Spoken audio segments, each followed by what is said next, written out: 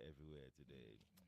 Rivers emergency rule. FG deploys 10,000 troops against vandals as opposition. NLC protests.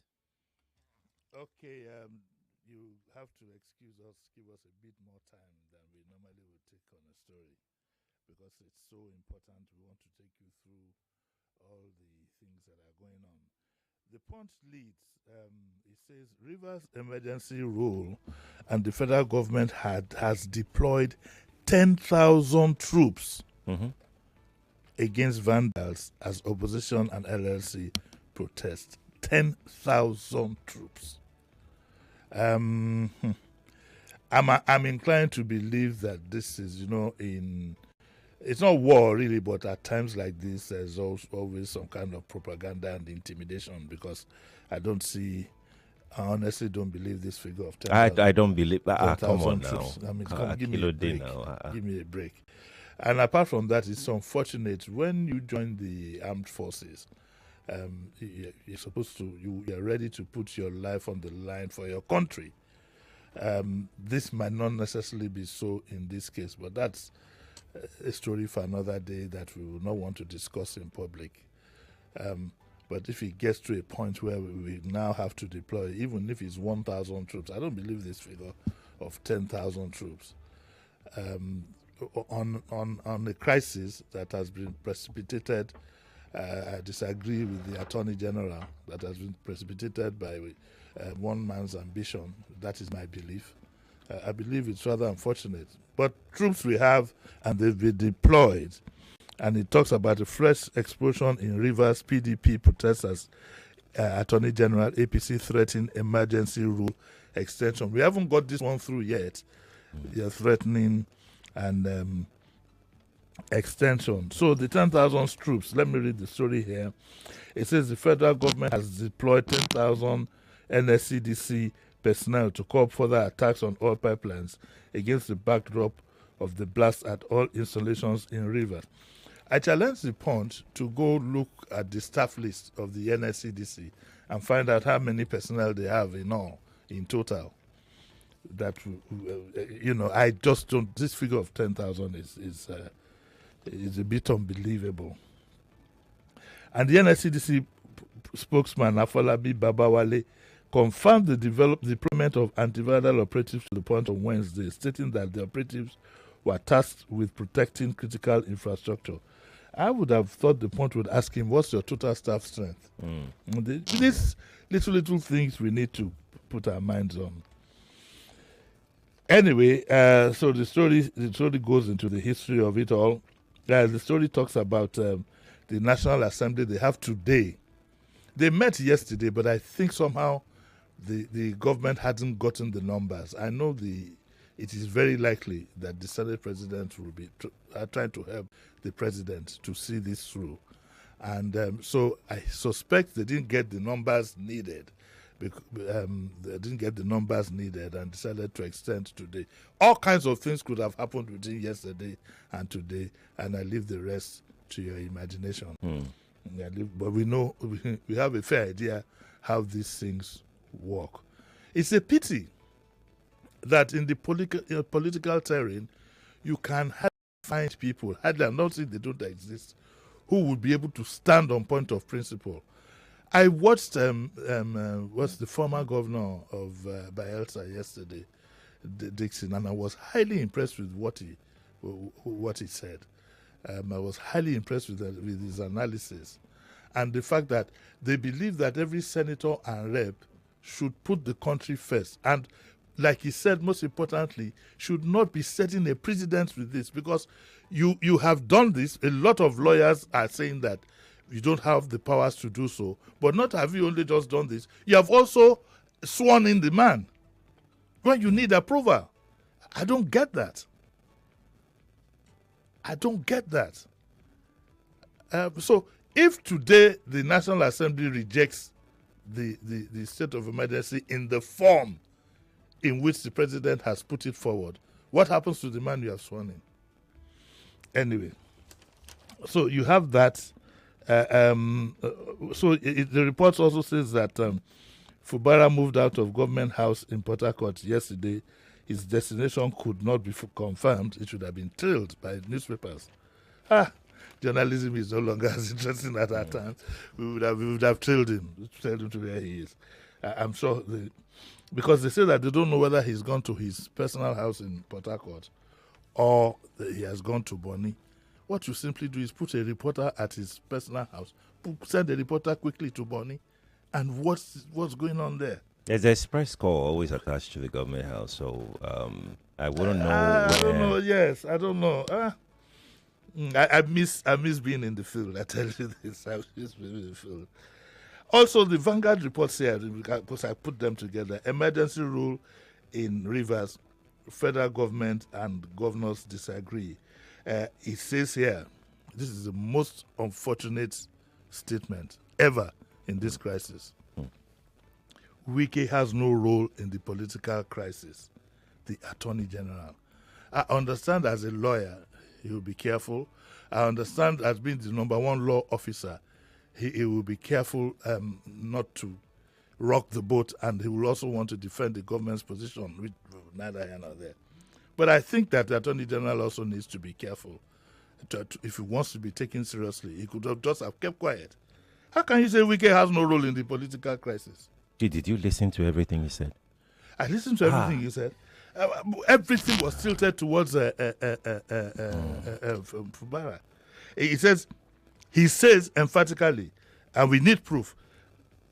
He says Fubara teleguided the militants to blow up pipelines. So is that in the works now? Are you thinking of? You better not try that. Are you thinking of charging Fubara at this point with being behind blowing up pipelines? It says. Amechi says that Tinubu can't appropriate such powers to himself. Dixon says no justification for state of emergency. Some governors have said the action is unconstitutional. The NBA says so too. PDP says it's unwarranted, premeditated attack on Rivers. Ibas was sworn in yesterday, and he promises to restore law, order, and order. Yesterday, also in the social media, you had various groups of women, crying, and they were kind of traumatized. Femi Falana says that the illegality of dissolving elected democratic structure, and his analysis is there. So we've spoken about Dixon. He was on Arise yesterday. He says that as a committed Democrat, he was shocked when the president's proclamation was read and immediately released a statement to condemn it. He says, I have been making calls to ensure this incident is not misinterpreted as an ethnic clash between the Ikwere and Ijaw leaders. He talked maturely. He said, leaders across all divides must see it for what it is, a political issue.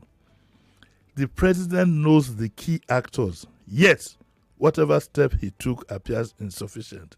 Suspending elected officials is like igniting a nuclear bomb in a constitutional democracy. That's part of what he said, and the Attorney General's statements are here. You might want to read it. There's a full page 8 on the Vanguard. We don't have time to go to it. He gives the reasons for all that is happening, but I disagree with him to say that Wike has no role in the political crisis. And the Rivers State Assembly have reacted, and they say that the president acted in Nigeria's interest. So yes, we already spoke about this area. Lack of quorum, communication from president stalls debate in National Assembly. The best we can do is to say that we are going to look out to see which way the National Assembly will go, whether they'll put the president first, or they'll put Nigeria first, or they'll put their political interests first. A lot of us on the outside assume, when they say the government is trying to lobby people to their own side and so on and so forth, a lot of us assume that lobby will go the Nigerian way. So it is important that the members of the National Assembly realize that if it is perceived that for whatever reason, they make their decisions, they had better be ready to defend it thoroughly and give a very good reason for doing so.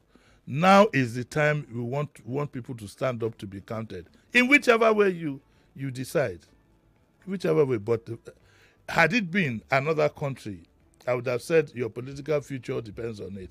But I think in Nigeria, your political future depends on who you align with and how much money you have in your pocket. Correct. Correct. Unfortunately, that's where we are. Well, looking at the antecedents of past National Assemblies to this current one, where do you think this National Assembly would swing? This is because the reason I ask is I have to swallow a lot of saliva to say this one, because if you want my personal view, from my heart, and I think at this point in my life, what I've always done is what I continue to do. I will say what is in my heart. Generally, I wouldn't put my life in the hands of a lot of our political actors. Generally, I can think of very few. In fact, if you put a gun to my head to mention 10, it's going to be very difficult for me to say that this guy can stand on point of principle. It is very difficult.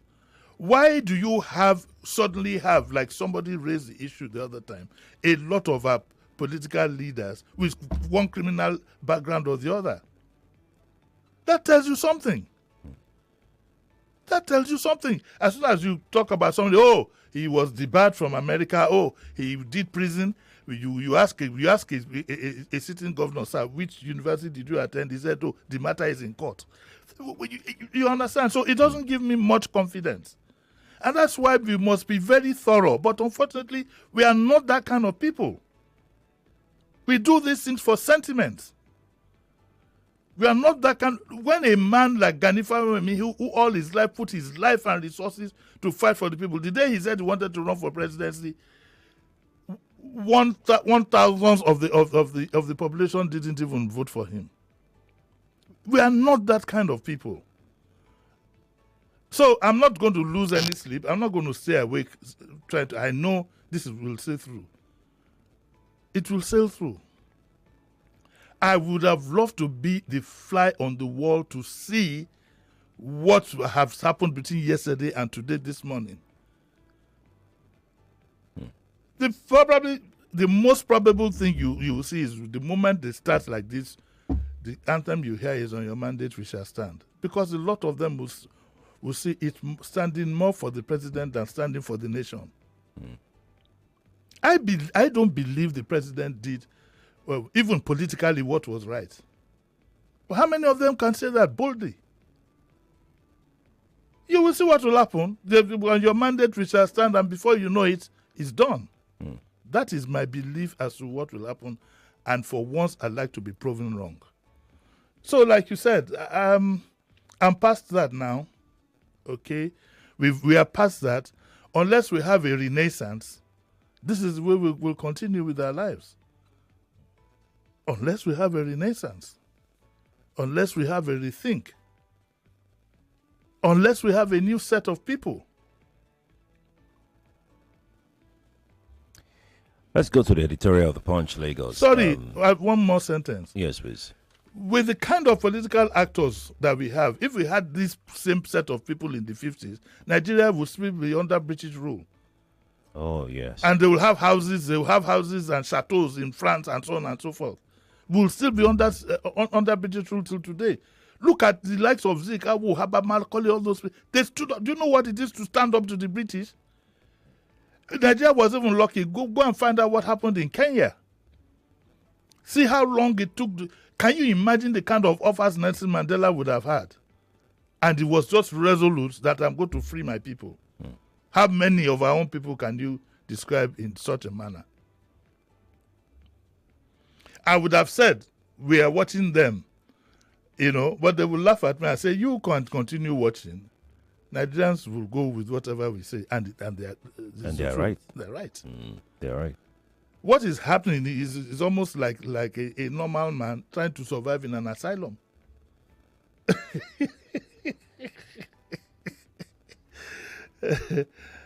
Oh dear, oh dear, oh dear, oh dear, oh dear.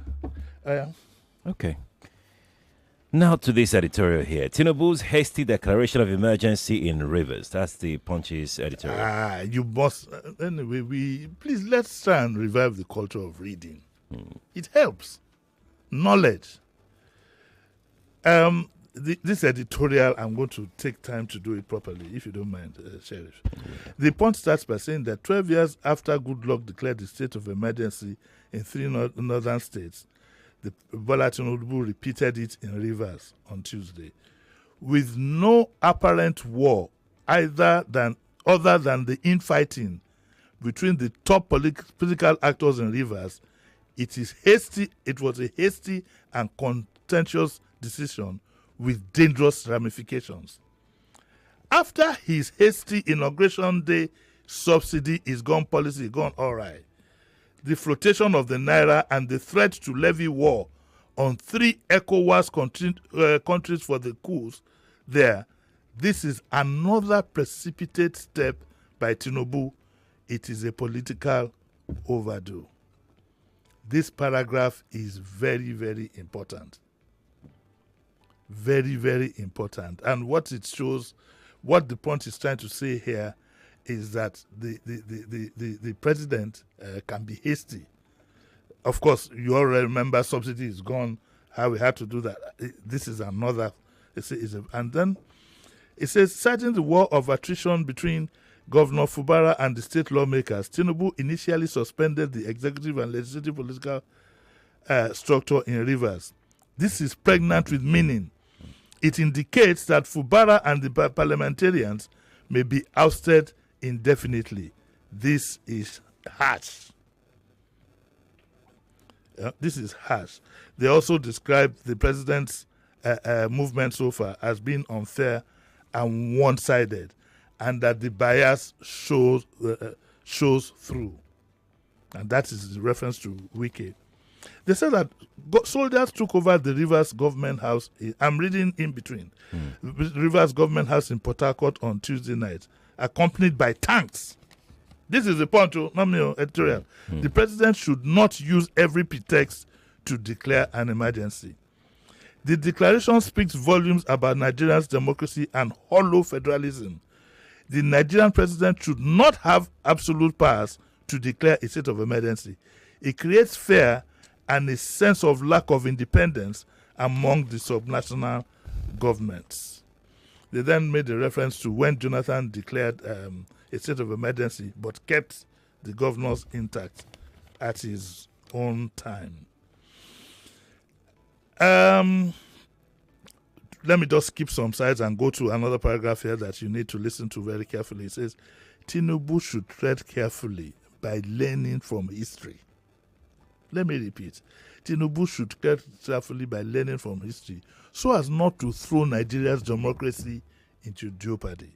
The seismic events of the First Republic refer, due to the political turmoil in the western region between Ladoke Akintola and Awolowo in the action group, the Prime Minister then, Tafawa Balewa, declared a state of emergency in October 1962. Okay? And he appointed Moses Madekudumi as the sole administrator of the region for 6 months. It was seen as hasty and undue interference in the affairs of the region. The emergency wasn't the volatile political turmoil. First, it instigated Operation Wet Here. Do you know what Operation Wet Here was? Operation Wet Here, yes. Burning houses, in which political thugs doused their opponents with fuel and burned them and their property. And of course, Awolowo then ended up in prison. But that was what led to the military taking over in 1966. And we haven't survived it up till then. Anyway, leaving all that, the Punch concludes by saying that the National Assembly should not be Tinubu's chorus boys. Let me repeat this. The National Assembly should not be Tinubu's chorus boys. The lawmakers should critically weigh the pros and cons of Tinubu's emergency declaration and decide to promote democracy in Nigeria. The National Assembly might approve the state of emergency, but should reject the suspension of Fubara, his deputy, and lawmakers. Tinubu and co should stop their threats against the Fubara camp and sincerely work towards a political solution by first sanctioning Wike. Excuse me. Yes. Wike, yes. and cautioning the assembly members. That is according to the Punch, that is their own stand on this particular issue. I'm going to track back to our first story where the Attorney General was accusing the governor of teleguiding militants to go and blow a pipeline. Did the Attorney General not watch Wike's press media chat? briefing? He pretended not to. He said he has no hand. It's one thing I find with public officers is that sometimes the way they deal with the public, they end up insulting the sensibilities of the public. Because there's nothing bad as me feeling in an interaction with you that you think I'm stupid.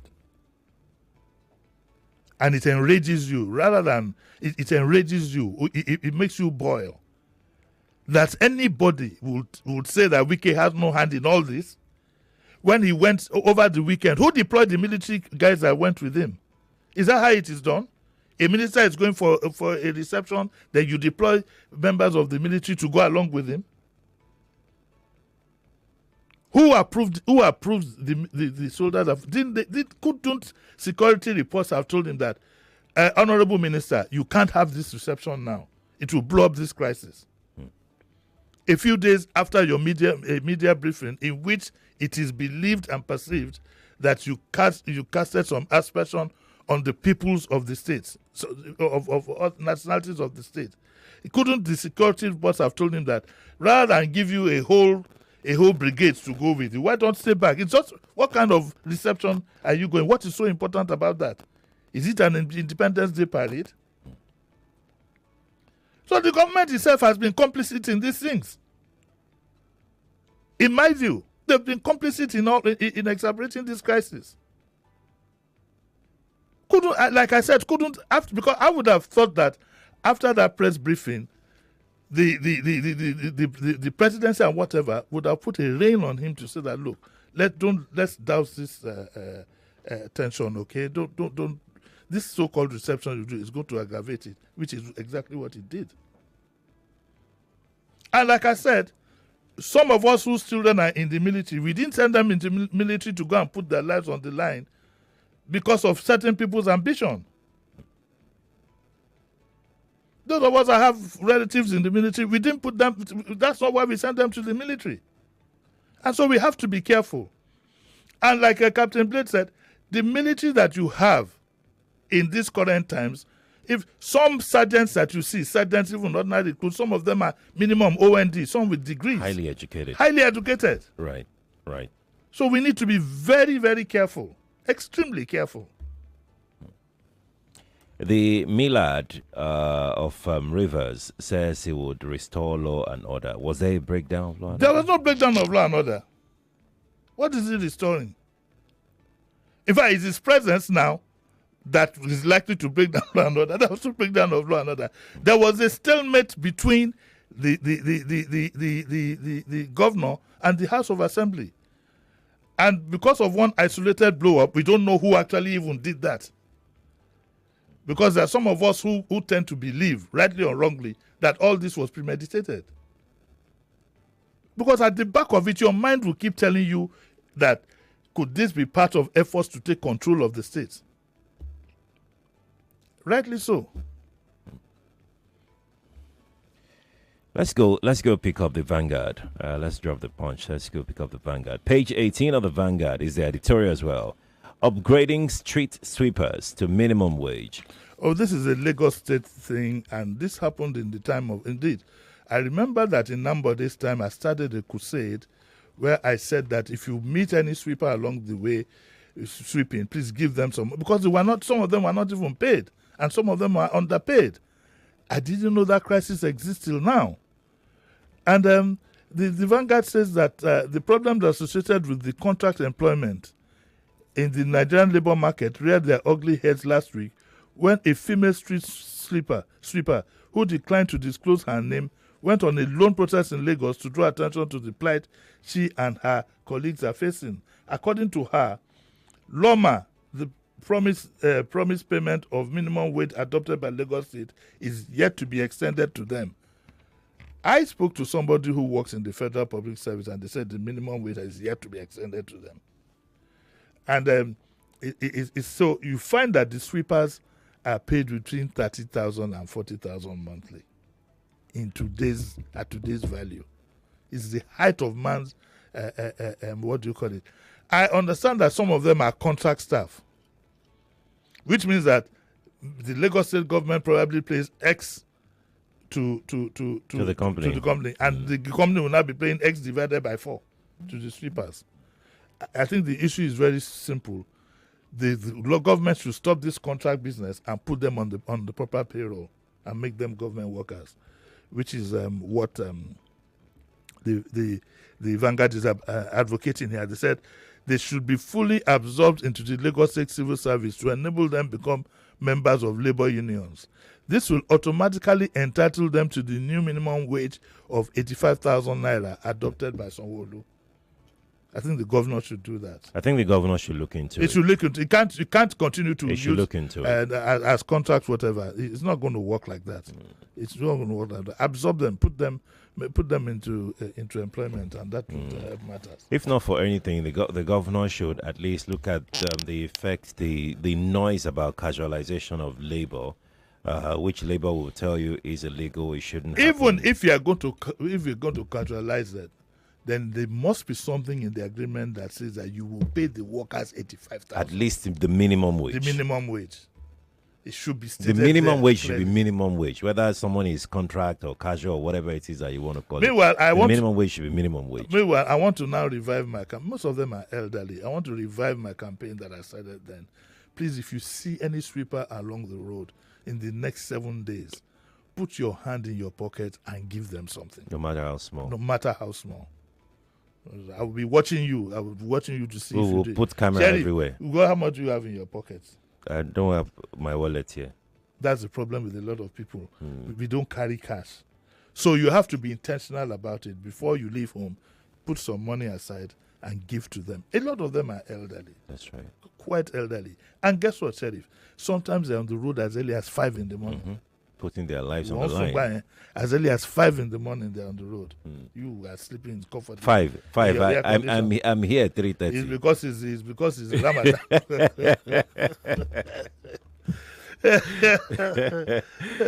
What's coming up at 9? I denied them. I hope whatever. Oh yes. I denied them. Yes. I do want to. And Rita is coming. Yes, of course. I was hoping that we'll talk about this crude for Naira deal and go to suspending sale of petrol in Naira. The national matters have taken this price war between are they. What the government is doing is I don't get it.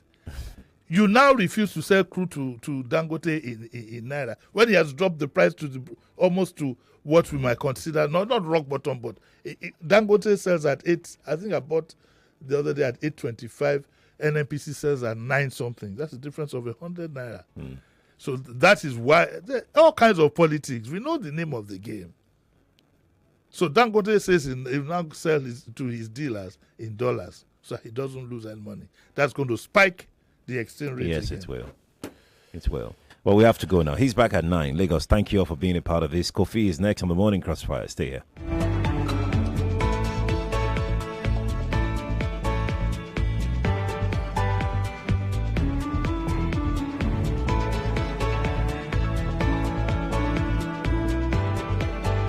.3 Nigeria Info. We are more than just radio. Subscribe to our YouTube channel at Nigeria Info FM. Check us out on Facebook at Nigeria Info 99.3. Follow us on Twitter at Nigeria Info FM and on Instagram at Nigeria Info FM Lagos for live updates as it happens. 99.3 Nigeria Info. Let's